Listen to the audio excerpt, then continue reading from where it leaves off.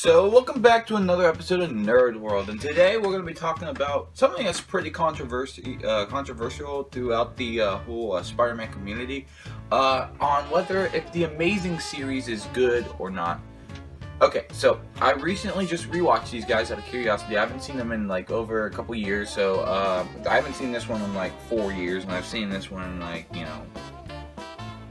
a little bit longer. So I was like, you know what? Everyone always dogs on these two movies, the Andrew Garfield Spiderman movies, and I was like, why? Why do they do that? I don't think Andrew was particularly a bad Spider-Man. In fact, I think he was a better Spider-Man than Tobey Maguire was, but Tobey was a better Peter than Andrew was. Because this one was always cool, but if we could just sit down and look at them for what they are as Spider-Man movies, these are still very entertaining movies.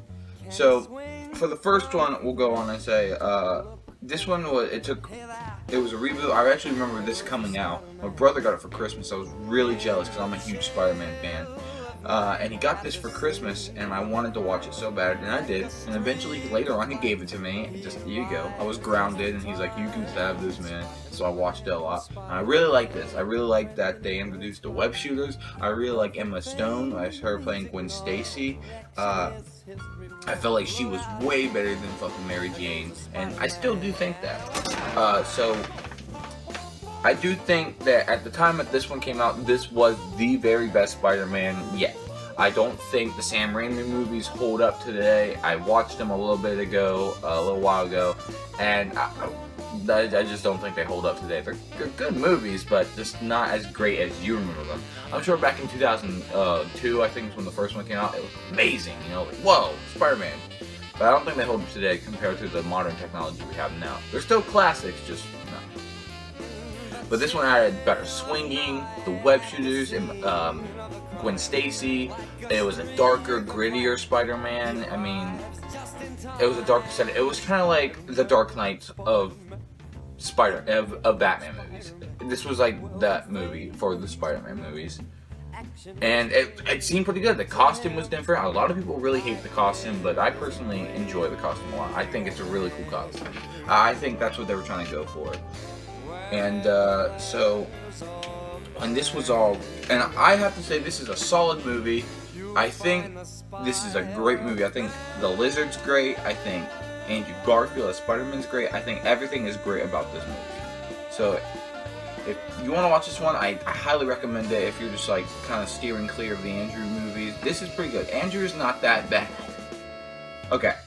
So the one that everyone hates so far is Amazing Spider-Man 2. They marketed this movie a lot. This movie had a lot of people excited. The costume was probably the best for classic Spider-Man as it could possibly be. And also you can kind of tell that it has like the kind of Sam Raimi vibes from it because of the metal spider on him. The metal spider on him, and some of the webs when that like positioned rightly, it looks like they're like silver webs. So it looks like they kind of took a lot from the Sam Raimi Spider-Man costume design and just amplified it to make it look like the perfect Spider-Man costume, I think, personally. So a lot of people hate this movie because of the story, and I gotta say, yeah, the story kind of sucks. I mean, spoiler alerts, because, this one, I didn't want to go on spoil because I do think this one has a lot of potential, but this one, I have to kind of explain why it's that bad. So, right in the beginning, the first 10 minutes of this movie is fantastic. The first 10 minutes of The Amazing Spider-Man 2 is probably the best Spider-Man content we'll ever get. It's Spider-Man doing what Spider-Man does. Being a smartass, chasing out bad guys, taking his time with it, just enjoying the fun. And then after that, it goes to his graduation. You see, what really threw me off is that I really liked Andrew Garfield's hair in the first one, and then they shaved its sides and flipped his hair up. I really don't like that. That really makes him look older than what he actually is. And then if you meet Shocker, then you meet Harry, which they just threw him in this movie because I guess we forgot about him in the first one. And he's a good actor, but he's a horrible villain. And a lot of this shit got wrong with this movie when it came to the story. And then there was the 2-second appearance of the Rhino, But it's really cool because the action scenes. even though the story is complete and utter dog shit, this movie still makes for a good, entertaining action movie. The web slinging is probably the best it's ever been. The slow-mo shots are amazing. Spider-Man's one-liners are great. When he's fighting the whole Shocker and Harry battle, those are great. I really especially like in the clock tower where like he like gets hit by the Green Goblin and he like back flips up and then like shoots his blades back out. It goes full deep right at him, man. It's really cool. So overall, I wouldn't say this is a bad movie. I'd just say it's not a great movie. But yeah, I don't think these movies are that bad. I don't think they deserve the hate. Yes, personally, in my opinion, I think Tobey made a better Peter, and I think those ones are more thematically appropriate. Because this one was dark, and this one just shifted up to lighthearted. Bright. This was dark colors, moody atmosphere. This was bright colors, happy environment. You know, oh, explosions, yay!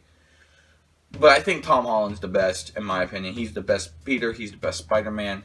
I'm not just saying that because I'm a Tom fanboy. I'm saying that because I genuinely do think so. I remember I actually went to go see Spider-Man Homecoming in theaters, and I was like, this is it, man. This is so cool. This is the best Spider-Man we're ever going to get. So, but enough about those two. I think these movies are fine. I think it's good they stopped after 2 because I did hear a little bit of the third one. Like they released what the synopsis of the third one was going to be. Pretty much he was going to bring back this high schooler was going to bring back Gwen Stacy and his dad, and they were going to make it a super villain. Peter was going to do all that shit, and it's really far-fetched of an idea. But I'm glad they stopped at these two because these are good. These are good movies for what they were.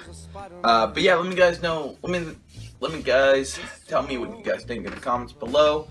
Whether you guys like these ones or not. I personally think they're okay for what they were. I mean, I remember when the first one came out, I shat my pants, and then the second one, I was gonna. I actually remember watching the first one and seeing the second one being like worked on. I was like, oh my god, this looks so cool! Can't wait. But yeah, let me know what you guys think in the comments below. Give this video a like if you wanted to, and yeah, take care.